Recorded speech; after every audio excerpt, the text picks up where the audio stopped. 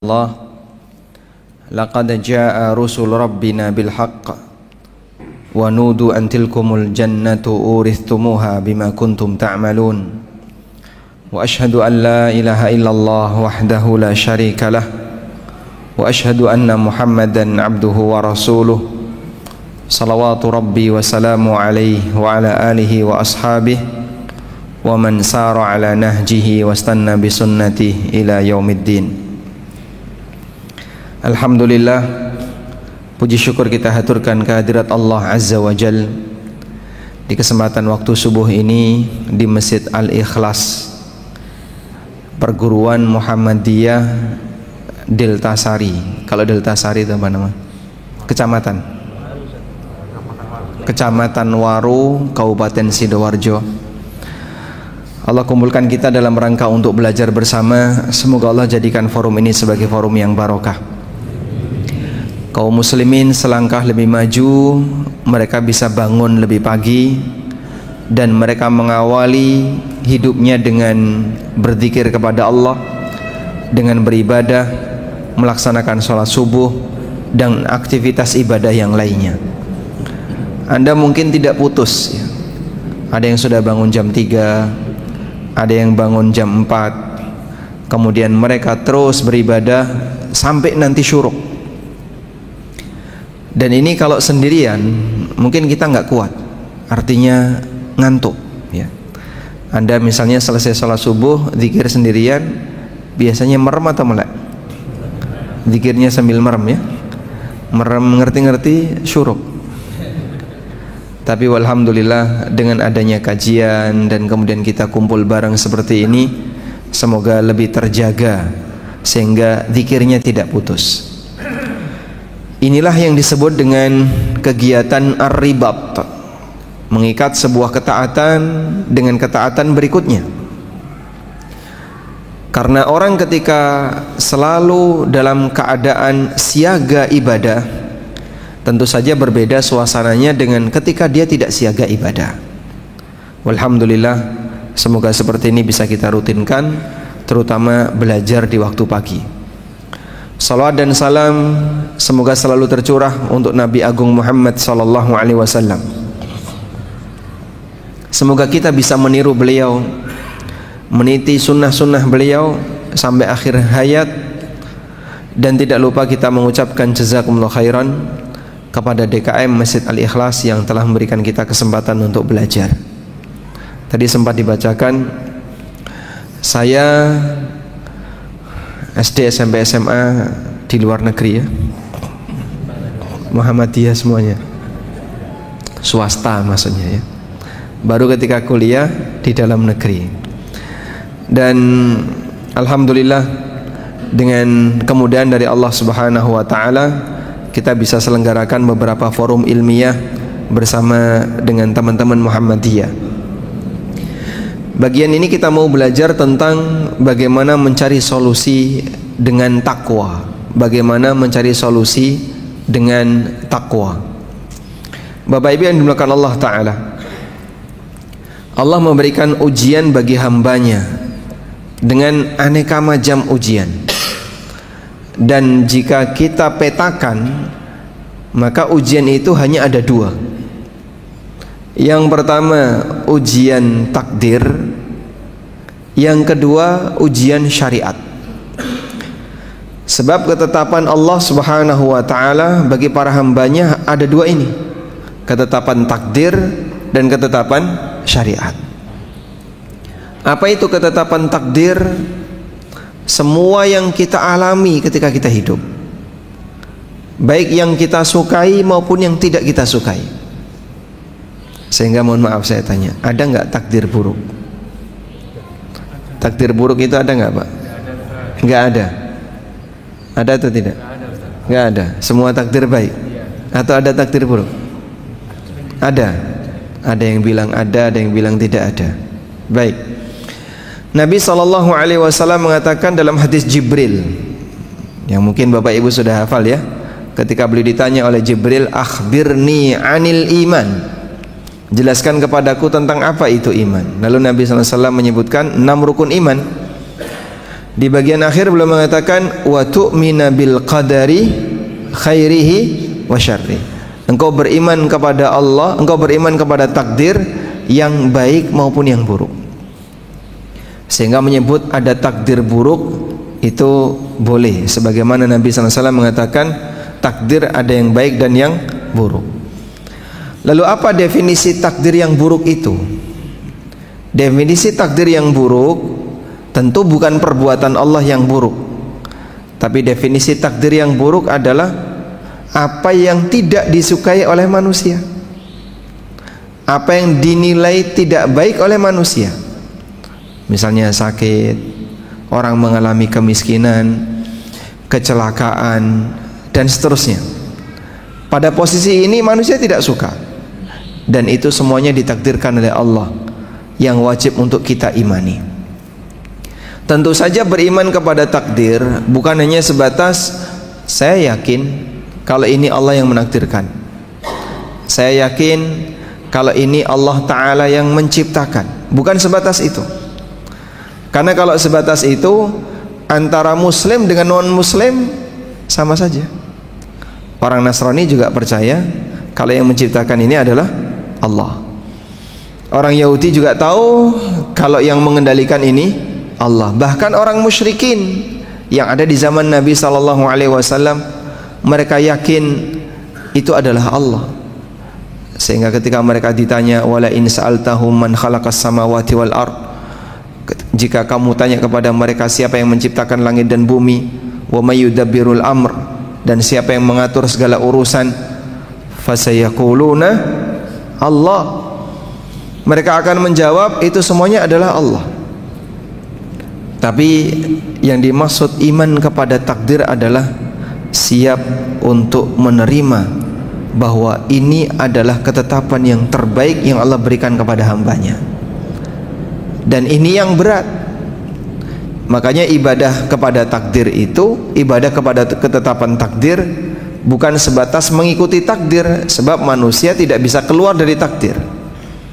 Namun ibadah kepada ketetapan takdir Allah adalah kamu ridho dengan takdir Allah. Baik, ini ujian takdir.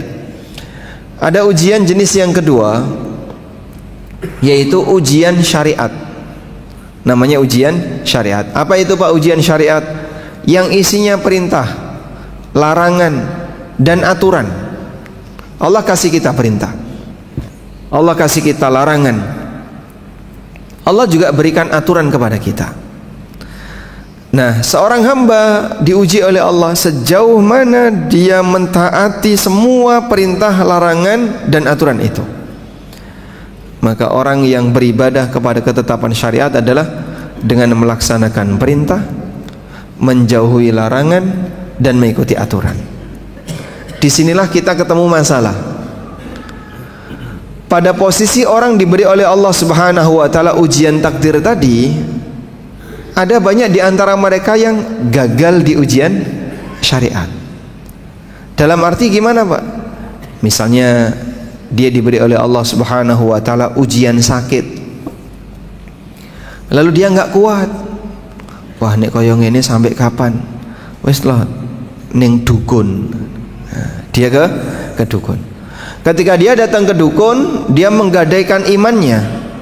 Disebabkan karena ujian sakit, dia gagal terhadap ujian syariat. Ada juga orang yang karena mengalami ujian ekonomi, nek koyong ini carane saya nggak kuat. Akhirnya dia nekat utang riba, sehingga di saat dia mendapatkan ujian berupa ujian ekonomi, dia nekat melakukan pelanggaran syariat berupa muamalah riba. Ada juga orang yang selalu berpikir ingin ngejar target lebih depan, lebih awal. Gimana caranya biar punya rumah lebih cepat, biar punya kendaraan lebih cepat. Akhirnya nekat apa? KPR dan leasing. Di situ ada kondisi dunia yang membuat dia tidak sabar, akhirnya dia melanggar aturan syariat. Makanya ketika kita berbicara tentang takwa dan solusi, itu berkaitan dengan orang punya masalah dari sisi takdir, punya masalah dari sisi hidupnya, tapi dia mengambil solusi, tetap berusaha untuk berada di atas jalan yang lurus, berada di atas rel. Nanti Allah kasih solusi yang terbaik. Dan itu Allah tegaskan dalam Al-Quran, wa may yattaqillaha yaj'al lahu makhraja wa yarzuqhu min haitsu la yahtasib. Barang siapa yang bertakwa kepada Allah, maka Allah Ta'ala akan berikan jalan keluar, dan Allah Subhanahu wa Ta'ala akan kasih rizki kepadanya min haitsu la yahtasib, dari arah yang tidak dia duga. Baik, kita coba bacakan keterangan Al-Hafidz Ibnu Katsir untuk ayat ini. Bapak Ibu yang dimuliakan Allah Subhanahu wa Ta'ala, ayat yang menjadi dasar kita dalam kajian ini disebutkan oleh Allah di surat At-Talaq ayat yang kedua, yang sebenarnya dari sisi tekstual ayat ini membahas tentang masalah perceraian. Dalam kegiatan perceraian yang dilakukan di antara suami istri, itu sering sekali ada potensi kedzaliman. Entah suami yang mendolimi istri atau istri yang mendolimi suami. Mohon maaf, cerai itu boleh atau tidak, Pak? Boleh. Apa hukum cerai? Haram atau makruh atau mubah, sunnah atau wajib? Apa hukum cerai? Mubah. Hukum asal cerai makruh. Kenapa makruh? Itu yang dibanggakan oleh iblis. Dalam hadis riwayat Muslim, Nabi SAW pernah mengatakan, inna iblisa wada'a arsyahu 'alal ma'. Iblis menaruh istananya, singgasananya di atas air, di atas laut. Fa ba'atha sarayahu, kemudian dia mengirim pasukan-pasukannya untuk menggoda manusia. Lalu mereka datang menghadap untuk lapor. Jadi walaupun iblis, tapi dia punya SOP ya, bagaimana teknis untuk menggoda manusia. Satu demi satu setan lapor. Terus ditanya sama iblis, apa yang sudah kamu lakukan? Aku sudah berhasil menggoda orang untuk minum khamr, aku berhasil menggoda orang untuk berbuat A, berbuat B. Iblis selalu bilang biasa saja, biasa saja, biasa saja. Sampai ada salah satu setan yang mengatakan, tidaklah aku tinggalkan fulan illa farraqtu bainahu wa baina zaujati. Ketika aku tinggalkan dia, aku telah berhasil memisahkan antara dia dengan istrinya. Lalu dia didekatkan ke iblis. Kemudian iblis mengatakan, nikma anta, kau adalah setan berprestasi. Masya Allah, sebaik-baik setan adalah kamu. Nah, jamaah yang dimuliakan Allah, iblis begitu bangga ketika ada di antara pasukannya yang berhasil membuat suami istri bercerai. Walaupun bercerai bukan sesuatu yang haram, bahkan Nabi SAW sendiri pernah melakukannya. Siapa nama wanita yang pernah diceraikan Rasulullah SAW? Di antaranya adalah Hafsah bintu Umar bin Khattab radhiyallahu anhu. Tapi Jibril meminta kepada Rasulullah SAW untuk merujuk Hafsah dengan alasan fa innaha kana sawwamah qawwamah. Hafsah itu wanita yang rajin puasa dan rajin qiyamul lail. Baik. Nah, dalam prakteknya ketika orang melakukan perceraian ini, ternyata terkadang ada tindak kezaliman, sehingga syariat membolehkan tapi diatur. Maka dalam perceraian harus dilakukan A, dilakukan B, dilakukan C, biar tidak saling mendolimi. Kalaupun pisah, pisah dengan baik. Kalaupun bersatu, bersatu dengan baik. Jadi istri dipertahankan, rujuklah dengan baik. Dan kalaupun cerai, cerailah dengan baik, agar jangan sampai ada sisi kedzaliman dalam keluarga. Mohon maaf ya, masih banyak terkadang suami yang berpikir, iki bojo-bojoku dhewe ya karepku. Nggak bisa kayak gitu, Pak. Betul itu istri Bapak, tapi tidak boleh terserah saya. Sebab yang namanya berkeluarga itu ada aturannya. Kalau kemudian terserah saya, rusak hidup di dunia ini. Nah, berkaitan dengan itu, terkadang ada orang yang dia berbuat zalim, maka Allah Subhanahu wa taala arahkan wa may yattaqillaha yaj'al lahu makhraja. Walaupun perceraian itu mungkin pahit bagi kamu, tapi kau harus tetap berada di atas aturan syariat.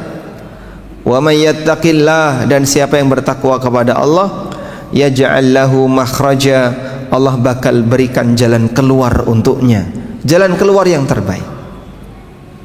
Nah, sekarang kita akan baca keterangan dalam tafsir Ibnu Katsir. Dalam tafsir Ibnu Katsir rahimahullah, di situ ada pernyataan yang disampaikan oleh sahabat Abdullah bin Mas'ud.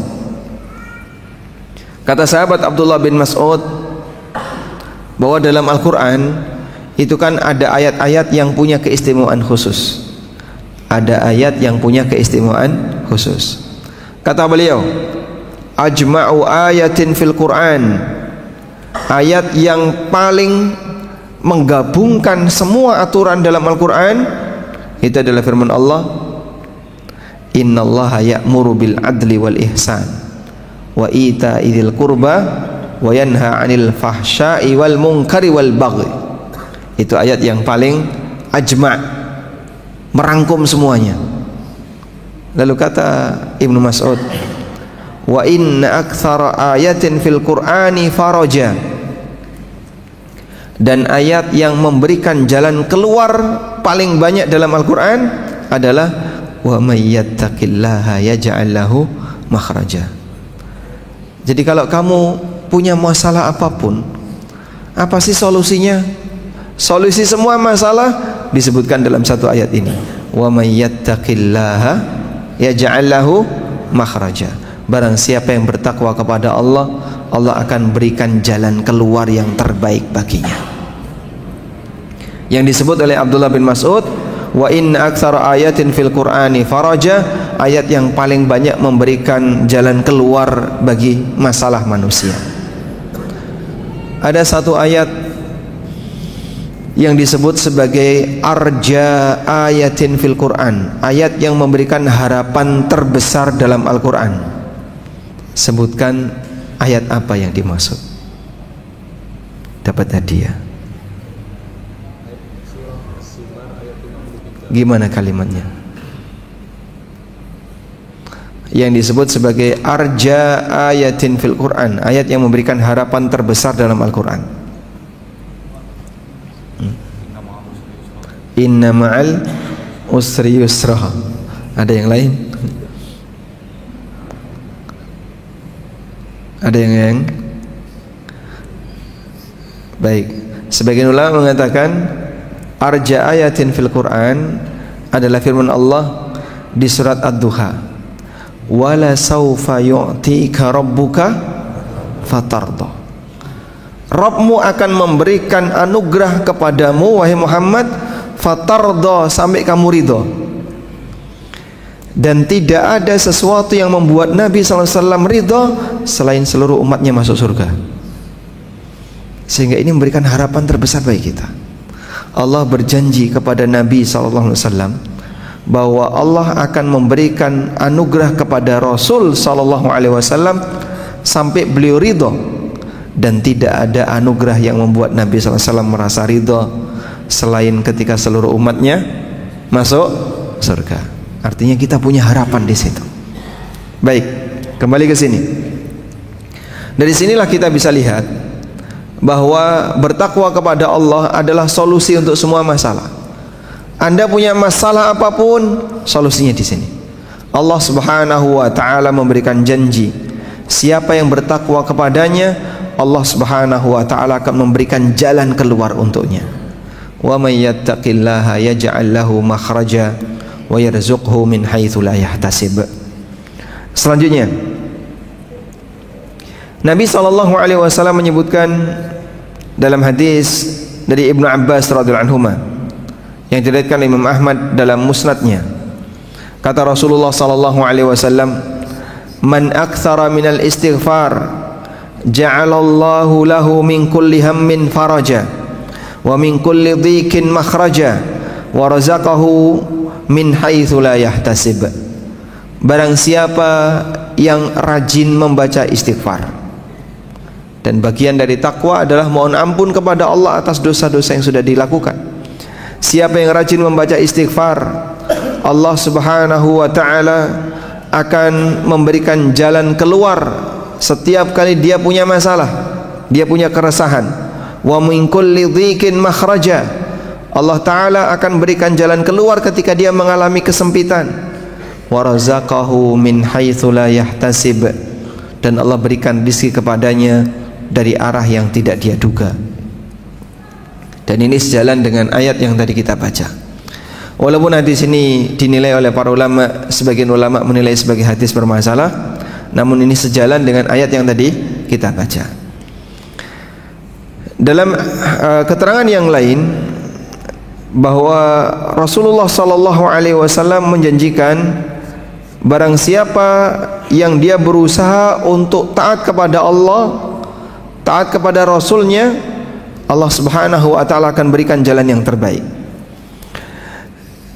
Ketika Nabi SAW membaca ayat ini, disebutkan dalam hadis dari Abu Dzar radhiyallahu anhu, ja'ala Rasulullah SAW, kata Abu Dzar, Rasulullah SAW yatlu ala hadhil ayah, Nabi SAW membaca ayat ini, wa may yattaqillaha yaj'al lahu makhraja wa yarzuqhu min haitsu la yahtasib.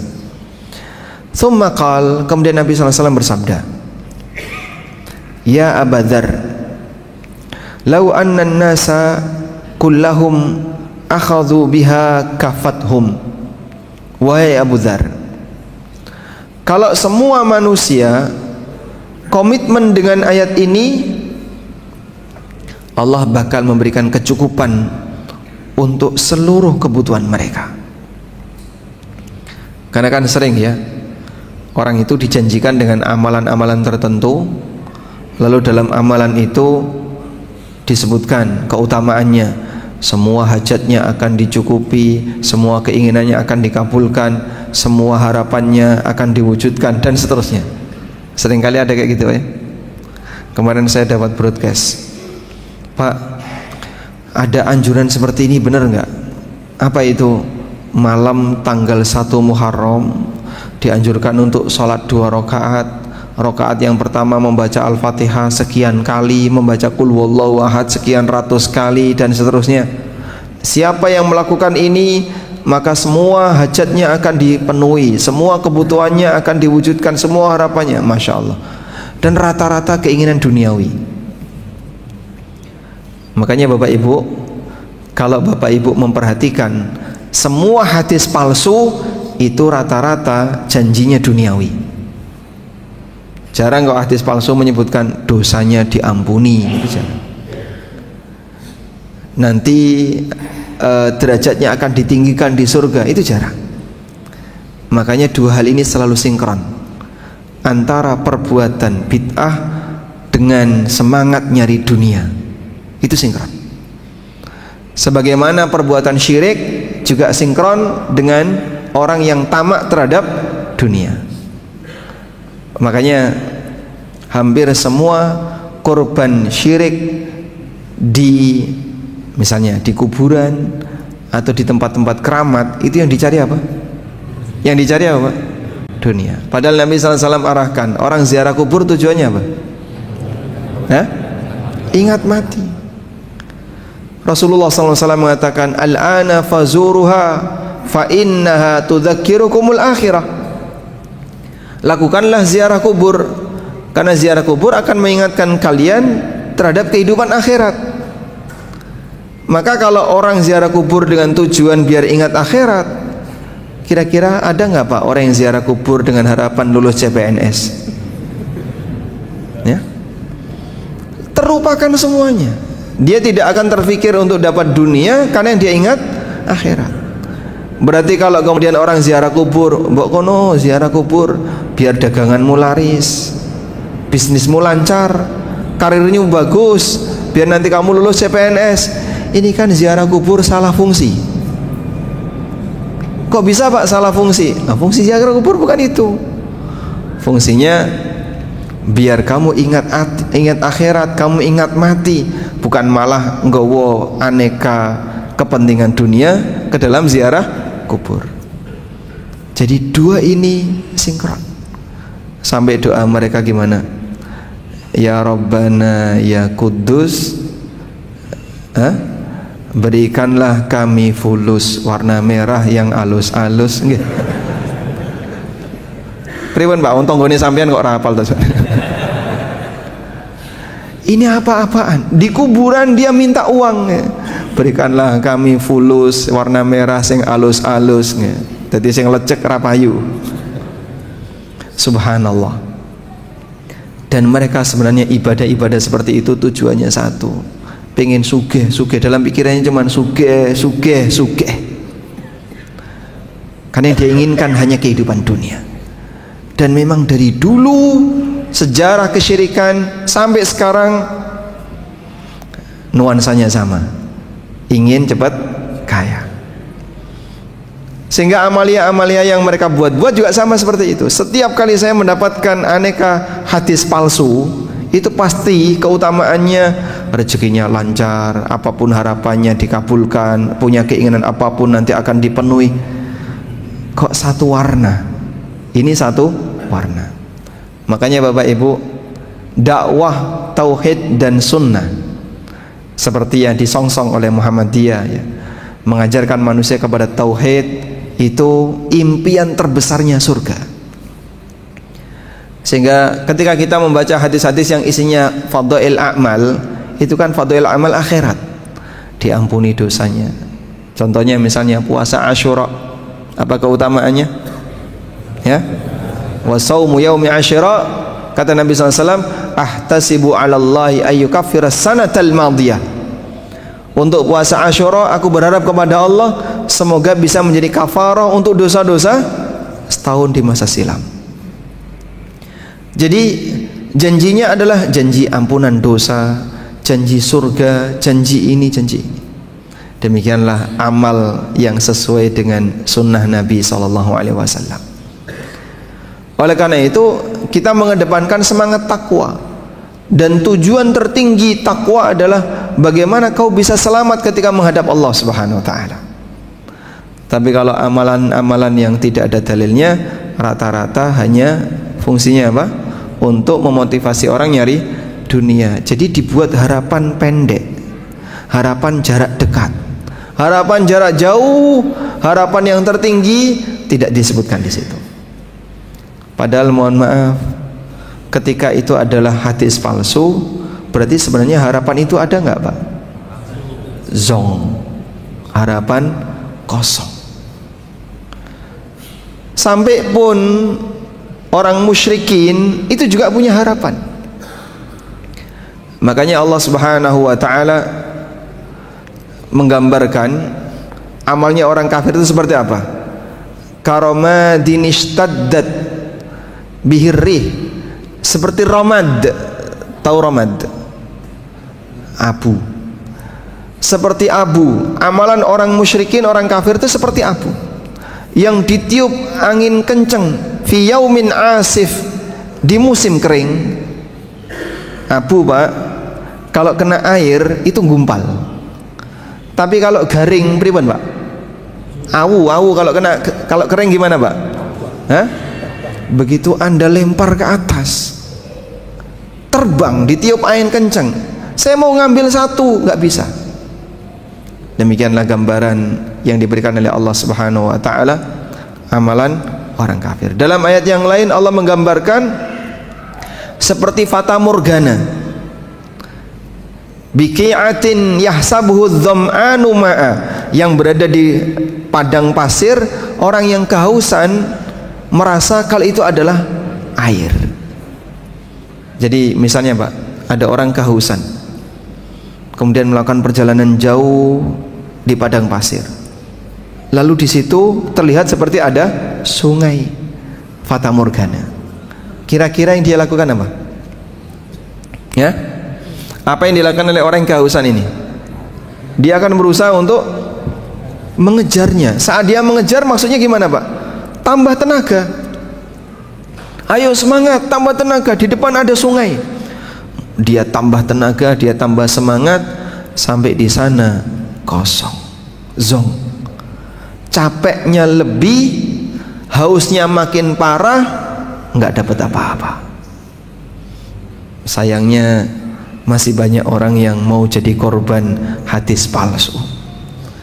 Sehingga kalau mau jadi korban harapan palsu, zong yang nggak ada nilainya, ikutilah hadis palsu. Makanya kita ingatkan seperti ini, mbok mesakne awakmu iki, kasihan kamu ya.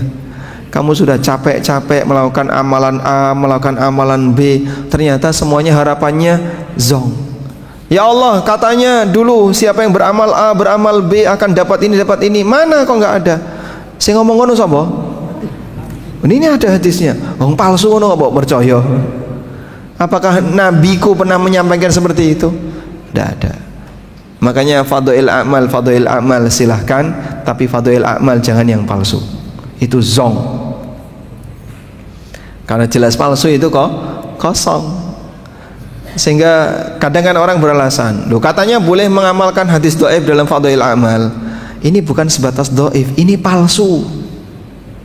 Dhaif itu ringan, masih ada peluang sahih. Misalnya ulama A menilai sahih, ulama B menilai dhaif.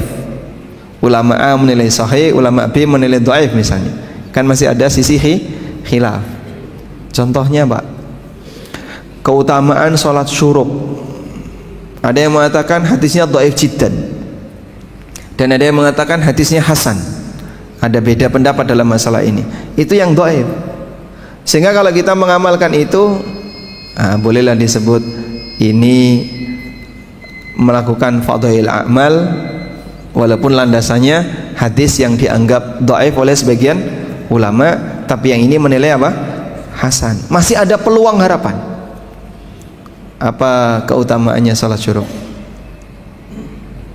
Mendapatkan pahala haji dan umroh. Kita melakukan itu, selesai salat subuh kita nggak keluar dari masjid, kita bertahan sampai kemudian terbit matahari, lalu kita sholat dengan harapan dapat pahala haji dan umroh. Sampai di akhirat harapan itu masih terbawa, dikasih walhamdulillah. Kalaupun tidak ada, sholat syuruk itu duha pertama. Sholat syuruk itu duha pertama, sehingga yang bersangkutan tetap mendapatkan keutamaan sholat duha. Baik, seperti inilah landasan takwa. Ketika orang beramal kepada Allah, dia membatasi diri bagaimana dia beramal sesuai dengan panduan yang ada, dan harapan terbesarnya adalah cita-cita puncak bahagia di surga. Nah, demikian pula ketika seorang hamba dia sedang punya masalah dunia, maka dia diajarkan takwa. Takwa itu gimana? Kue kudu sabar. Sabar maksudnya gimana Pak? Ojo sampai ngelakoni perbuatan yang mengundang murka Allah. Contohnya Pak, nah orang kalau nggak sabar, mohon maaf, pelariannya berbuat maksiat. Makanya Allah ingatkan dalam Al-Quran. Ini waktunya sudah selesai. Yang bel, ya sudah selesai atau belum? Belum. Nanti tolong diingatkan ya. Baik, saya sampaikan ini. Allah ingatkan dalam Al-Quran bagaimana cara setan menggoda hamba untuk berbuat maksiat. Allah mengatakan, asyaitanu ya'idukumul faqra wa ya'murukum bil fahsya. Setan itu menjanjikan kalian, menakut-nakuti kalian dengan al-faqra, dengan kefakiran. Fakir itu apa sih Pak? Fakir itu artinya butuh. Al-faqru sama dengan al-hajah. Al-faqru sama dengan apa? Al-hajah. Maka fakir itu sama dengan butuh. Sehingga orang yang fakir itu orang yang selalu merasa butuh. Wes sugih tapi kok sek gelem sek doyan duwite wong liya, itu hakikatnya apa? Fakir. Kowe iki pejabat, gajimu gede, tapi duitnya wong kok sek pok cukup. Berarti hakikatnya dia apa? Fakir. Tidak ada manusia yang lebih fakir dibandingkan orang yang sampai mengambil harta orang lain yang bukan haknya. Itu manusia yang fakir. Baik, Allah mengatakan asyaitanu ya'idukumul faqra. Setan menakut-nakuti kalian dengan perasaan dibuat merasa butuh. Kalau nggak kayak gini nanti gimana ya? Kalau nggak kayak gini nanti gimana? Itu kan peluang bagus. Kalau aku nggak ambil, nanti aku makan apa? Lah biasanya makan apa? Nasi. Ya makan nasi. Iki engko nek aku ora cukup ora oleh nyambut gawe kaya ngene kok bojoku mangan apa? Nah, biasanya mangan apa? Ya mangan sego, ya dipakani sego. Baik. Tapi banyak orang yang ditakuti setan seperti itu, sehingga dia merasa ketakutan dengan suasana butuh-butuh tadi. Kalau manusia sudah pada posisi ketakutan, gampang digoda setan untuk berbuat al-fahsya wa ya'murukum bil fahsya. Maka mudah bagi setan untuk mengajarkan manusia berbuat kekejian. Ini berlaku dalam semua hal jamaah. Contoh misalnya, kayak tadi ya, butuh rumah. Mas, kalau tak ukur mas ya, antara gaji saya dengan kenaikan harga tanah itu kok tidak linier. Gajiku ya munda, tapi grafiknya ngisor terus. Tapi harga tanah munda, grafiknya naik drastis. Lah, tabungan ini kalau disuruh ngejar itu, kita ranyanda. Kayaknya kok nggak sanggup ini. Terus gimana? Ya, kapan kita punya rumah kalau nggak KPR? Akhirnya dia dibuat ketakutan seperti itu. Setan gampang saja membisikkan, ayo kono KPR, kowe iki kapan duwe omah, kancamu wis do duwe omah, wis sesuatuku lemah, nggih. Ana sing jago lurah, lho. Makanya kapan kamu kalau tidak segera KPR bisa punya rumah? Akhirnya dia apa? Nekat KPR dengan cara riba. Yang lain misalnya, kowe iki nek mulai cobalah jadi anak yang membanggakan orang tua. Maksudnya gimana? Ya mulai nggawa mobil ngono lho, nggawa motor. Kancamu nek mulai wis do nggawa mobil, kowe mulai mongko danan sepeda motor, nggih. Akhirnya dia dipanas-panasi seperti itu, muncul dalam hatinya, oh iya ya, biar orang tua saya bangga. Kemudian dia apa Pak? Leasing kendaraan. Belum waktunya tapi dia kejar. Itulah penyakit istibta. Pengen cepat sukses sebelum waktunya. Nah, ketika dia merasa bahwasanya dia sudah memiliki ini, padahal semua itu hasil utang semuanya. Omai utang, kendaraane utang, perhiasane utang, perabotane melu utang. Masya Allah. Seisi rumah isinya rumah berhias utang riba. Masya Allah. Dari mana itu? Dari godaan setan tadi. Dia dibuat takut dulu. Setelah dia dalam posisi merasa takut, akhirnya mudah bagi setan untuk memberikan solusi. Nek wis wedi kaya ngene iki, ra ono solusi. Wa ya'murukum bil fahsya. Akhirnya setan gampang menggoda manusia untuk menyuruh perbuatan yang keji. Praktek riba, kemudian praktek zina dan seterusnya. Contoh yang lain ya. Seorang pemuda dengan pemudi wis kadung tresno, sudah terlanjur seneng nggih. Akhirnya gimana? Sing lanang wedi rabi, takut rabi. Engko nek aku nikah kita nggak sanggup menafkahi keluarga. Wong saiki urip dhewe mangan golek masjid. Nggih, Pak. Ya. Sehingga dia kalau bisa nggak keluar sepeser pun. Itu ketika dia hidup sendiri. Ketika saya nikah, terus nanti gimana saya ngasih nafkah untuk istri saya? Yang perempuan juga sama. Yang perempuan takut, awas lo ya, kalau nanti kamu nikah, kamu ini masih muda, nikmati dulu masa mudamu, yang happy dulu. Belum tentu suamimu bisa membahagiakan kamu dibandingkan orang tuamu. Kamu mungkin ketika bersama orang tuamu pengen apa dituruti, pengen ini ada. Sekarang kalau kamu nikah sama suamimu, belum tentu kamu akan diberi yang sama. Makanya jangan nikah dulu, bertahan dulu. Sudah? Yang laki-laki takut nikah karena nggak berani memberi nafkah, yang perempuan takut nikah karena khawatir tidak bisa bahagia. Wong wedok niku nggak mau nikah kan karena ini, Pak. Sehingga seolah-olah pernikahan itu akan mempertaruhkan kebahagiaannya. Kalau saya nikah nggak ada jaminan saya bahagia. Akhirnya gimana? Dia takut nikah. Podo-podo wedi nikah, wes kadung jatuh cinta. Sudah terlanjur jatuh cinta, takut nikah. Akhirnya apa? Zina. Gampang bagi setan untuk menggoda dia kepada perbuatan al-fahsya. Ini terjadi pada semuanya. Ada orang misalnya punya peluang, Pak, itu udah diambil, itu kan haram. Ya serapopo Pak, mung saedik. Sampean kan butuh toh Pak. Engkau mulai iso membahagiakan istri, membahagiakan anak-anak dengan uang itu. Kalaupun Bapak tidak ambil, uang haram itu akan lari ke tempat orang lain. Sama saja. Nah terus, ya diambil Pak. Pertimbangan batin seperti itu. Dia dibuat merasa butuh dulu dengan uang itu, akhirnya dia ambil, padahal itu uang haram. Dan masih banyak yang lainnya. Makanya ujiannya di sini jamaah. Siapa yang berani melawan rasa takutnya, maka dia akan bisa bertahan sebagai hamba yang bertakwa.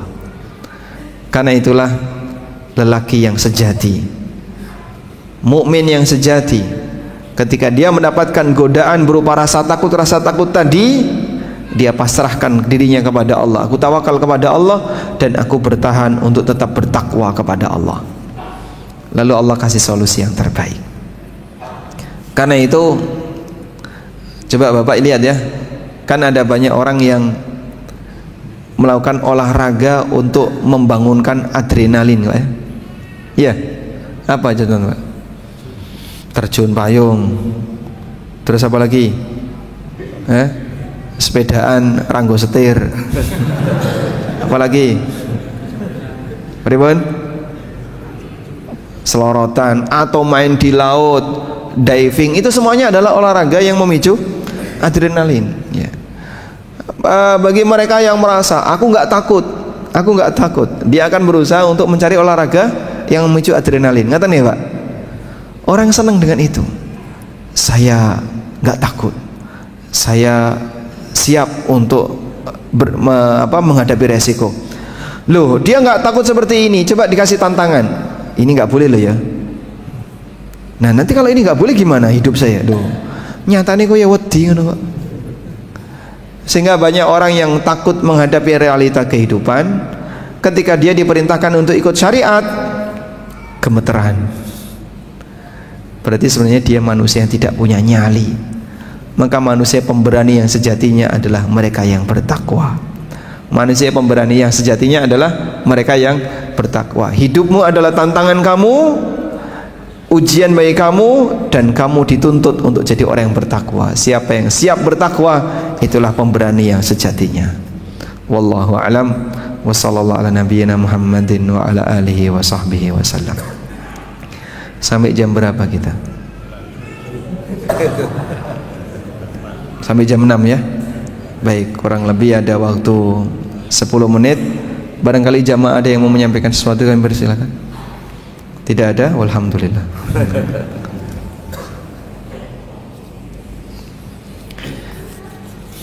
Tafadhol.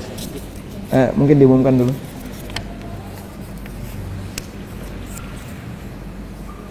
Mungkin ada yang mencatat untuk pertanyaan, bisa dititipkan ke kami. Tanya langsung Ustaz, boleh? Ini Tanya langsung boleh Ustaz. Tafadhol. Ini kembali ke panitia, Pak.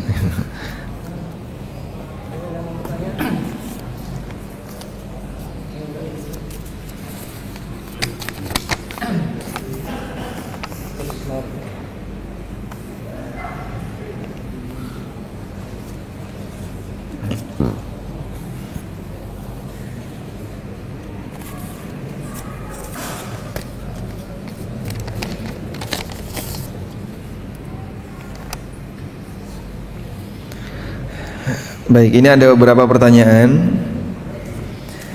Semoga nanti bisa menambah. Jadi dari pertanyaan terkadang bisa menambah wawasannya.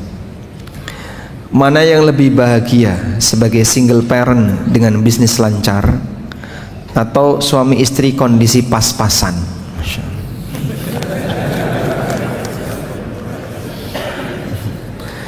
Ini kira-kira yang tanyakan ibu-ibu ya. Sekarang dia sebagai single parent, tapi usahanya lancar, baik-baik saja, dia tidak disibukkan dengan melayani suami. Ya mungkin saat ini dia sendirian, hanya bersama anak-anak. Atau nanti dia menikah, tapi dengan menikah bisa jadi sebagian pendapatannya dijuguk suaminya. Diambil oleh suaminya. Mana yang lebih bahagia? Kalau masalah lebih bahagia, ya tentu beda-beda antara satu orang dengan orang lain. Ada sebagian orang yang dia lebih menikmati karir bisnis, sehingga kalau dalam urusan bisnis itu dia bahagia, sampai lama nggak nikah-nikah, jomblo, wah, sampai usia 40 tahun. Itu kok kenapa nggak nikah-nikah?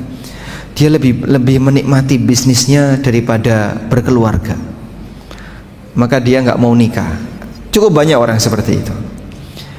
Ada juga orang yang dia lebih menikmati ketika berkeluarga, bisa bahagia dengan pasangan, bisa bahagia dengan anak keturunan, dia bahagia dengan keluarga, walaupun bisa jadi hidupnya pas-pasan dan mungkin penuh dengan kesusahan, urip itu angel, tapi dia bahagia. Kere-kere rapopo selama kita selalu bersama. Ada kayak gitu Pak ya? Insyaallah kita akan nikmati kebahagiaan dalam kemiskinan. Rano ceritanya kaya ngono Mas. Itu hanya ada dalam puisi ya. Baik.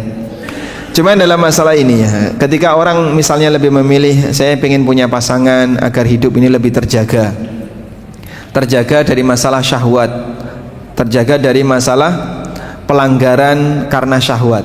Insya Allah mudah-mudahan dia bisa lebih bertakwa. Tapi berbeda nuansa antara laki dan perempuan ya.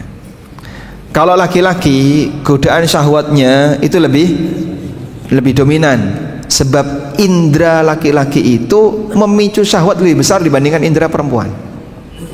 Bahasa lainnya gini ya, wong lanang nek nyawang wong wedok itu jadi pemicu syahwat lebih kuat. Tapi wong wedok nyawa wong lanang mungkin dia lebih bisa menjaga dirinya. Allah berikan rasa malu pada dirinya. Baik. Namun jamaah, dalam situasi itu, ketika Anda merasa dengan hidup berkeluarga saya bisa lebih bahagia, nanti dibuat perjanjian ya. Nikah dengan seorang lelaki ya, terus dibuat perjanjian. Aku mau nikah tapi dengan syarat diizinkan untuk tetap bekerja dan kamu tidak boleh mengambil hasilnya. Nah gitu. Yang memberi nafkah itu siapa? Bukan istri. Yang memberi nafkah adalah suami. Sehingga boleh nggak istri minta kepada suaminya, kamu tidak boleh mengambil hartaku? Boleh? Boleh. Makanya jamaah ya, harta istri bukan harta suami. Tapi kalau harta suami adalah harta bukan juga ya. Apakah harta suami adalah harta istri? Sebentar, saya tanya ke ibu-ibu ya. Apakah harta suami adalah harta istri? Oh. Rungokno Pak ya. Para istri Anda ijma bahwa harta suami adalah harta istri. Tapi ini kaidah yang salah. Yang benar gimana? Harta suami adalah harta suami, harta istri adalah harta istri. Istri berhak dari harta suami hanya senilai kewajiban nafkah. Lebih dari itu bukan harta istri. Alhamdulillah. Alhamdulillah kurang seru Pak. Ya. Ini ada yang tanya tentang Dajjal. Siapa orang tuanya Dajjal? Saya juga nggak tahu Pak. Masalahnya dulu waktu lahir diakikahi atau tidak nggak ngerti kita. Tapi Dajjal itu manusia. Dajjal itu manusia, dia Bani Adam. Dan Allah kuasa untuk menciptakan Bani Adam dengan kondisi yang beragam. Ya'juj dan Ma'juj itu gimana sih Pak? Katanya dia Bani Adam. Iya, dia Bani Adam. Lho apa iso urip Pak? Di dalam tembok, di balik tembok yang tidak kena sinar matahari, di dalam gua. Dan mereka bisa berkembang dalam waktu yang lama, beranak pinak, jumlahnya banyak sekali. Jadi Nabi Isa alaihissalam bersama Imam Mahdi itu berhasil mengalahkan Yahudi, berhasil mengalahkan Dajjal. Tapi pasukan yang hebat ini tidak mampu mengalahkan, tidak mampu melawan Ya'juj dan Ma'juj. Makanya diminta untuk mengasingkan diri. Jangan dilawan Ya'juj dan Ma'juj, itu pasti kalah mereka. Sehingga Allah perintahkan kepada Nabi Isa untuk apa? Mengungsi bersama kaum muslimin dan diamankan di sebuah puncak gunung, dijaga oleh Allah.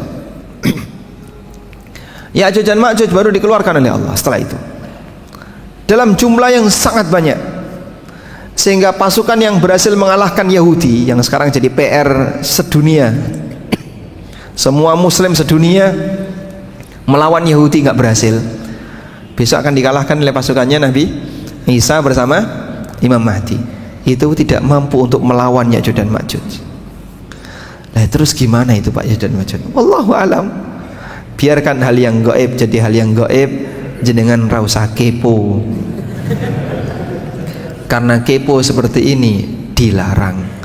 Sebab mustahil orang bisa membongkar dan mengetahuinya. Apa kendaraan yang ditumpangi Dajjal untuk keliling dunia?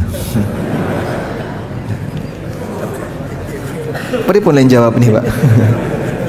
Ya, intinya dia diberi kemampuan, punya kemampuan bergerak secepat air hujan yang ditiup angin.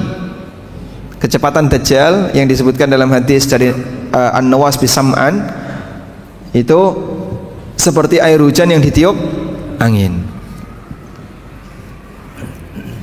Takdir tidak dapat berubah. Hubungannya dengan Allah tidak mengubah nasib satu kaum jika kaum tidak mengubahnya. Baik. Innallaha la yughayyiru ma biqaumin hatta yughayyiru ma bi anfusihim. Allah tidak akan mengubah satu kaum sampai Allah mengubah diri mereka. Jadi begini, takdir itu ketetapan Allah yang tidak ada satupun manusia yang tahu. Sehingga mohon maaf ya, nanti Bapak mau ngapain?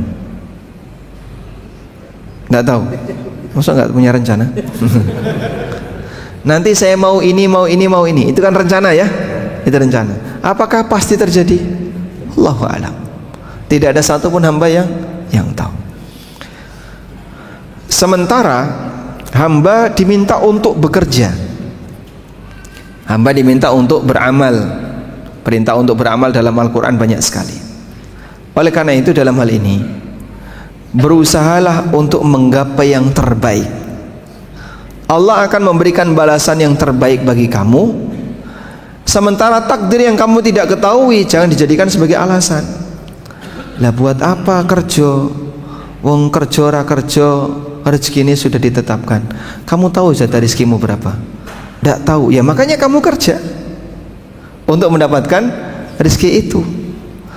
Sehingga ketika kamu tidak tahu, jangan jadikan alasan. Sesuatu yang tidak kita ketahui jangan dijadikan sebagai alasan. Kamu tidak tahu masa depan kamu seperti apa, maka berusahalah untuk menggapai yang terbaik. Dan jangan jadikan sesuatu yang tidak kamu ketahui sebagai alasan. Kecuali kalau kamu tahu. Aku tahu kok Mas, jatah rezekiku berapa aku tahu. Kalau kamu tahu, boleh kamu nggak kerja. Tapi kalau kamu nggak tahu sesuatu yang tidak kamu ketahui, jangan dijadikan sebagai alasan. Dan tidak ada orang yang tahu tentang berapa jatah takdirnya, berapa jatah rezekinya, demikian pula takdir hidupnya. Oleh karena itu lakukan yang terbaik untuk menggapai yang terbaik. Wallahu a'lam. Sudah selesai? Lagi. Nah. Doa ortu kepada anaknya adalah mustajab. Saya kadang-kadang minta bantu doa ortu saat mengalami kesulitan hidup. Dan terkadang juga saya tidak minta doa ortu dengan pertimbangan agar ortu tidak ikut memikirkan kesulitan saya. Mohon nasihatnya, apakah saya tidak perlu minta doa ortu dengan pertimbangan tersebut? Mungkin boleh saya bagi jadi dua ya. Ada harapan, ada masalah. Ya. Kalau Anda punya harapan, silahkan minta doa ke ortu. Ini mau ada proyek, ya. Tolong dongakno muga-muga berhasil. Nah itu ada harapan. Sudah? Ortu tidak akan kepikiran dengan adanya harapan itu, sehingga beliau bahkan bisa jadi bangga. Alhamdulillah ono proyek, alhamdulillah rezeki anakku ada yang baru, dan seterusnya. Terus dibantu dengan doa ortu. Yang kedua masalah, misalnya Anda mengalami kerugian bisnis, atau Anda mengalami apalagi tekanan dari orang lain, resiko A, resiko B. Nah untuk bagian ini saya sarankan tidak perlu cerita ke orang tua. Dah? Ketika Anda cerita ke orang tua, Anda berbagi kesedihan dengan mereka, sehingga orang tua ikut kepikiran. Maka daripada orang tua ikut kepikiran dan itu pun belum tentu masalah Anda selesai, lebih baik Anda tahan masalah itu hanya untuk diri Anda saja, tidak perlu Anda ceritakan ke orang lain. Silakan mengadu kepada Allah, biarkan orang itu tetap tenang dengan kondisi mereka.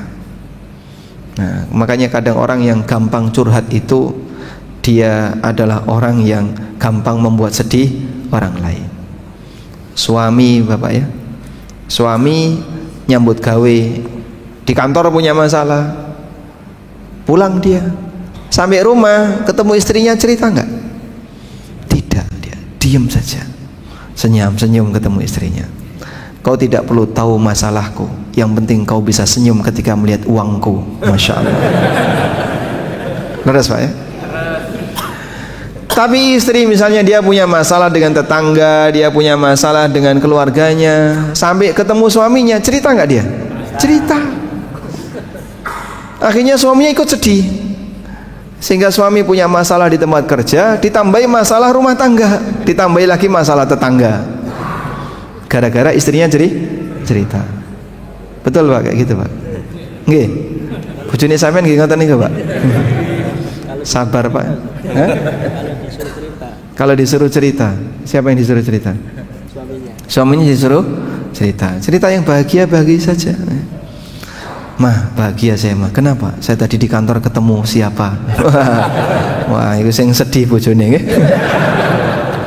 Sing lanang seneng, sing wedok senep. Wallahu alam. Nah. Cukup Ustaz? Ada lagi? Ini panjang-panjang nih. Sudah ini ya. Monggo. Ada suami istri yang kehidupannya harmonis.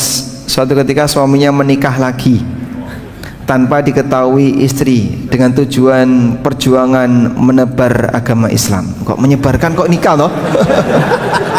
Hubungannya apa ini? Oh gitu, menikahi mu'alaf. Sang suami sangat menyayangi dan mencintai istri dan tidak mau menyakiti istri. Bagaimana hukumnya pernikahan tersebut tanpa diketahui oleh istri yang pertama? Baik.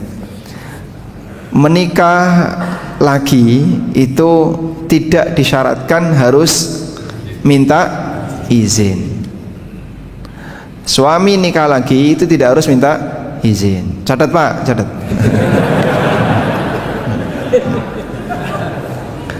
Pertanyaannya, apakah perlu minta maaf? Lebih baik mana, minta izin dan minta maaf? Hah? Lebih baik mana pak? Kenapa minta maaf nggak salah kok? Suami nikah lagi itu salah nggak pak? Tidak. Sehingga kan tidak perlu minta maaf. Maka nikah lagi tidak perlu izin dan tidak perlu minta maaf. Setuju pak? Setuju. Ini teori pak ya. Yang saya sampaikan ini teori. Meskipun kenyataannya Anda takut istri. Baik. Tapi pada intinya dalam posisi seperti yang ditanyakan tadi, bagaimana hukum pernikahannya? Kalau Anda tanya hukum pernikahan, statusnya sah, hukumnya boleh, sebab seorang lelaki diizinkan oleh Allah untuk poligami. Masalahnya budaya di masyarakat kita ini berbeda ya dengan budaya masa silam. Mungkin yang pernah hidup di tahun 60-an, bahkan di tahun 50-an, punya istri lebih dari satu itu biasa, sehingga mereka disebut generasi baby boomers. Anaknya oke, walaupun uripe rekoso pas-pasan, tapi anaknya banyak. Sehingga orang-orang tua kita dulu kan, bapak ini istrinya 3, istrinya 2, jadi rata-rata istri 2, istri 3 itu biasa. Ternyata Pak, wallahu alam, dalam situasi hidup sulit poligami itu mudah. Dalam situasi hidup mudah poligami sulit. Bapak pilih yang mana? Jadi seperti di daerah-daerah perang ya, di wilayah Yaman, di wilayah Palestina, di wilayah mana lagi, di wilayah Suriah, itu ternyata poligami biasa dalam situasi ketika mereka sedang perang, karena mereka ingin memperbanyak keturunan, sehingga di saat banyak nyawa yang hilang, Allah munculkan lebih banyak lagi dengan adanya banyak keturunan ya. Tapi ini tidak berlaku di negara kita ya. Dulu pernah situasi seperti itu terjadi. Gimana Pak? Balik ke zaman dulu Pak. Zaman penjajahan. Mudah-mudahan Allah kasih kita rasa aman yang baik. Dan intinya dalam hal ini, bagi para ibu-ibu, kalaupun suaminya nikah lagi, Anda mendapatkan ujian untuk bertakwa kepada Allah ya. Bertakwanya gimana? Jangan gugat cerai, karena gugat cerai dengan alasan suami nikah lagi itu tidak boleh. Wallahu alam. Baik, demikian yang bisa kita sampaikan, semoga bermanfaat. Ini ada beberapa hadiah ya. Nah, ada yang mau buku ini? Mau? Angkat tangan dulu. Nah, pertanyaannya, siapa di antara bapak-bapak yang tidak dapat warisan sama sekali dari orang tuanya? Saya Pak. 1, 2, banyak ya? Insya Allah. Sabar Pak ya. Karena banyak, maka pertanyaannya, kalau 1 orang saya kasih langsung ya. Pertanyaannya adalah, sebutkan dalil tentang solusi takwa. Nah, monggo. Dalil tentang solusi takwa. Nah, silakan. Wa man yattaqillaha yaj'al lahu, lanjutnya,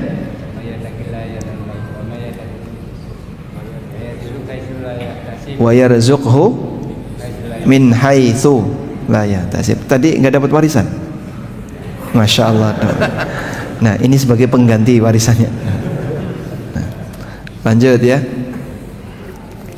Coba jamaah yang saya kasih mana ya? Ini nih. ASN. Ada ASN? Warawani ngaku. Hah? ASN 1, 2 ya. Ada 2 ASN? Ada berapa? Cuman 2, Masya Allah. Pengusaha semua ini ya. Baik, dari 2 ASN ini yang anaknya paling banyak mana? Berapa? 2 juga. Pinten Pak? 3 dapat hadiah. Masya Allah. Sampean kalah jumlah. Berikutnya, yang dari paling jauh,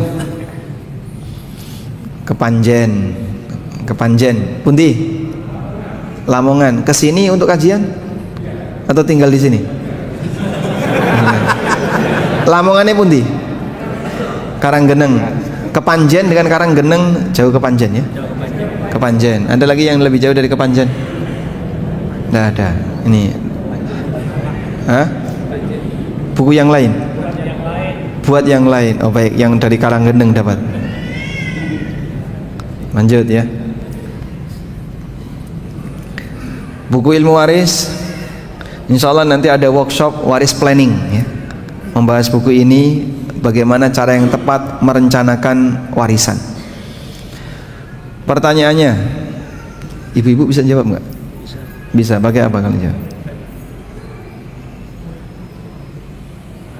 Nah, atau nanti angkat tangan saja, biar nanti panitia yang menentukan ya. Pertanyaannya gampang untuk ibu-ibu. Siapa di antara ibu-ibu yang anaknya paling banyak?